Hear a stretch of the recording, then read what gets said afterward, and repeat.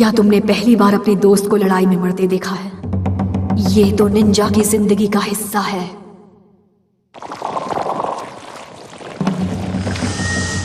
अब तुम्हें नहीं छोड़ूंगा।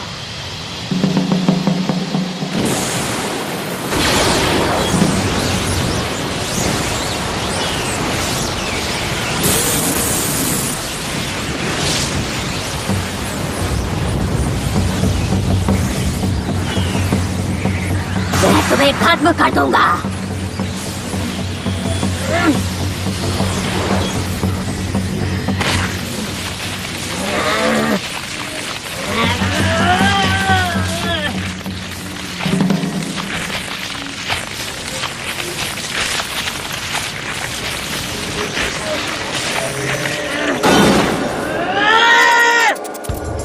Next time, White Fast, Hidden Ambition.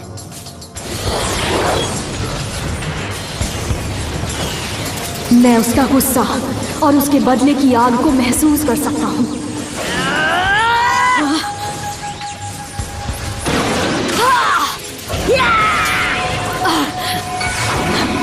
इसका चक्र हर पल ताकतवर होता जा रहा है। मुझे अभी अटैक करना पड़ेगा।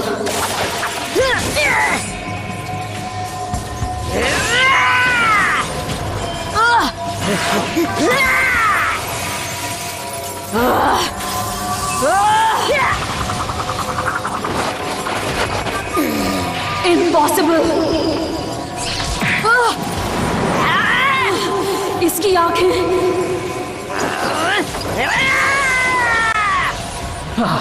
क्या सच में वो सील टूट गई है? नहीं, बस थोड़ी कमजोर हो गई है और नाइन टेल्ड फॉक्स की एक झलक उसके बाहर निकल आई है, पर सील अब भी कायम है। इसका मतलब हमारे बचने के चांसेस अब भी हैं, पर शायद बहुत कम। ज़ाबुज़ा, मैं तुम्हारा मजाक किरकिरा नहीं करना चाहता। मैं जानता हूं तुम्हें बहुत बकवास करने की आदत है, तो क्यों ना इस मामले को अभी निपटा दिया जाए। अब खामोश क्यों हो? हम दोनों के पास और भी काम है। सो तो है। मैं तो बस ये देखना चाहता हूँ कि तुम अपनी बड़ी बड़ी बातों पर खरे उतरते हो या नहीं। मुझे दिखाओ ककाशी।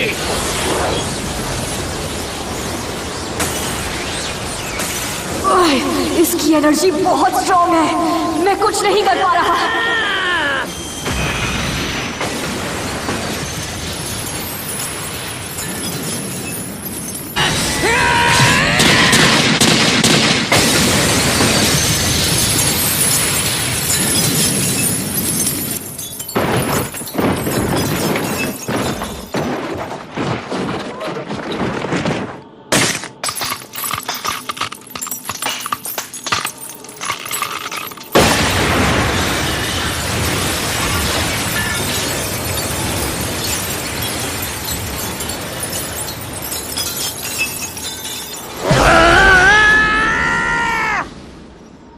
ज़ाबुज़ा, मैं इस लड़के का मुकाबला नहीं कर सकता।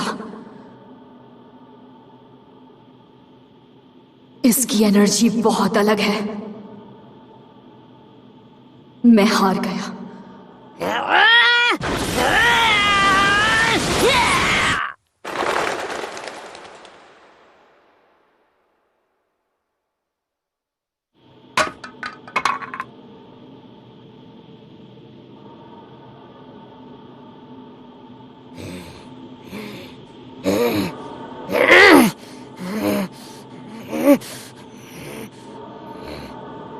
तो जिसे मैं जंगल में मिला था वो तुम थे?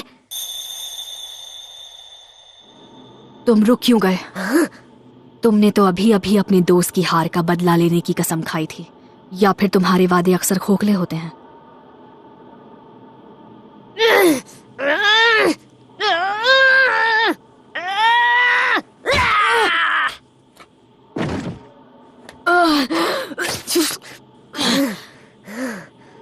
नहीं, ये नहीं चलेगा। तुम अब भी खुद को रोक रहे हो। अगर इतनी ही ताकत लगाओगे तो कसम पूरी नहीं कर पाओगे।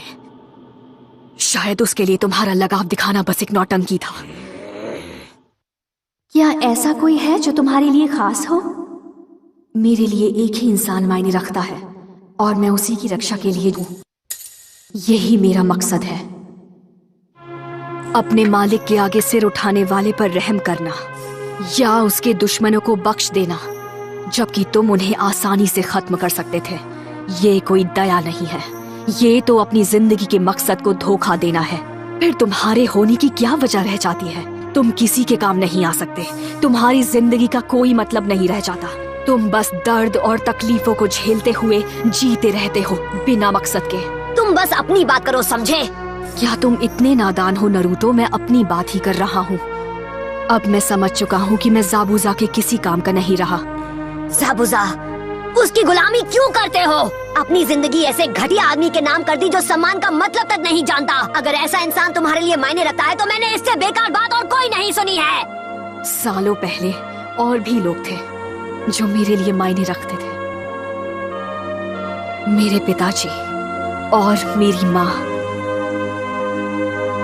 मेरा जन्म लैंड ऑफ वाटर में हुआ था, एक छोटे से गांव में जहां सर्दियों में हर तरफ बर्फ की चादर बिछ जाती थी। वो दोनों गरीब किसान थे। हमारी जिंदगी बहुत मुश्किल थी, पर हम खुश थे। हाँ, हम बहुत खुश थे, पर फिर सब कुछ बदल गया। उस बात की वजह से जो मेरे जन्म से बहुत पहले हो चुकी थी। कहना क्या चाहते हो? वो क्या बात थी? क्या हुआ था? मेरी कोई गलती नहीं थी। वो दोष था मेरे खून में। खून में? क्या गलती थी? तुमने कहा ऐसा कुछ हुआ था जिससे सब कुछ बदल गया। पिताजी बदल गए थे। उन्होंने मेरी माँ को खत्म किया और फिर वो मुझे खत्म करने वाले थे।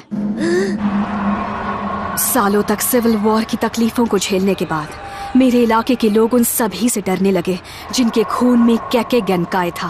केके गेनकाई? एक कबीले के खून में होने वाली जेनेटिक खासियत, उनका जुत्सु और काबिलियत पीढ़ी दर पीढ़ी चलता रहता है। उनके इस अनोखे हुनर की वजह से उन लोगों को सिपाही बना दिया जाता था। वो लड़ाई में हिस्सा लेते थे और सब उनसे डरते थे। पर लड़ाई खत्म होने के बाद लोग उनका तिरस्कार करते, उनसे नफरत करते। उन्हें लगता कि इनकी मौजूदगी और भी लड़ाइयाँ और बदकिस्मती लाएगी। इसलिए लड़ाई खत्म होने के बाद कबीले के लोग छिपकर रहने लगे और अपनी रगों में बह रही खासियत को नकारने लगे, क्योंकि अगर उनकी खासियत पता चल जाती तो उसका मतलब होता उनका खात्मा। अगर तुमने सास्के की यादों में देखा होता तो तुम्हें भी वो सब वहां जरूर दिखता। उन लोगों की क्रूरता, उन बातों का डर जो वो समझ नहीं पाते। मेरी माँ अपने खून की इस खासियत को छिपाने में कामयाब रही। फिर वो एक गरीब किसान से मिली जो उन्हें पसंद आया। उन दोनों ने शादी कर ली और उसके बाद मेरी माँ को लगा कि वो मरते दम तक एक सुकून भरी जिंदगी जिएंगी। मम्मी देखिए मैं क्या कर सकता हूँ। देखिए मैंने क्या बनाया, देखिए ये बहुत ब्यूटीफुल है ना? नहीं, ऐसा कभी मत करना, सुन रहे हो? कभी नहीं। बदमाश बदमाश बच्चे। क्या हुआ?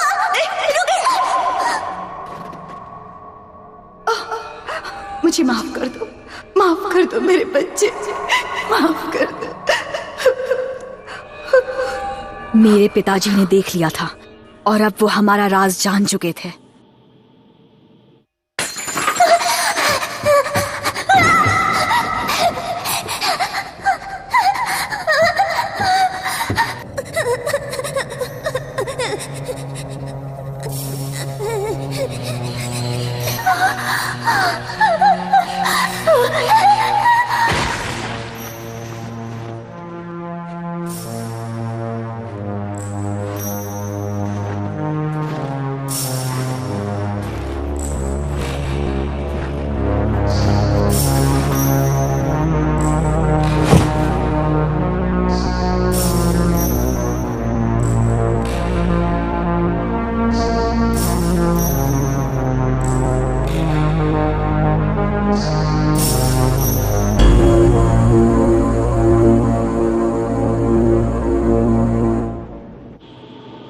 फिर मैंने खुद को संभाल लिया, पर सब कुछ बदल चुका था। मेरे पिताजी और माँ जा चुके थे।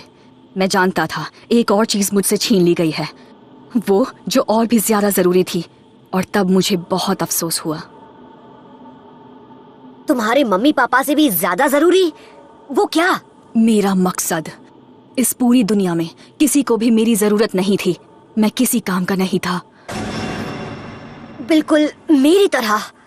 तुम होकागे बनने के लिए इतने बेचैन क्यों हो? क्योंकि तुम चाहते हो कि गांव में सबकी नजर सिर्फ तुम पर हो और तुम्हें महान निंजा की तरह पहचाना जाए। असल में दूसरों की नजरों के जरिए ही हमारी छोटी सी जिंदगी का कोई मतलब होता है। जब हमारी तरफ कोई देखना नहीं चाहता तो लगता है कि हमारा कोई वजूद ही नहीं है। पर एक दिन ज़ाबुज़ा आए और उन्होंने मेरी तरफ देखा। उनकी आंखों में नफरत या डर नहीं था। उन्होंने मेरे अजीब होने पर मुझे धुतकारा नहीं, बल्कि उन्हें तो मेरी खास शक्तियों की जरूरत थी। उन्होंने मुझे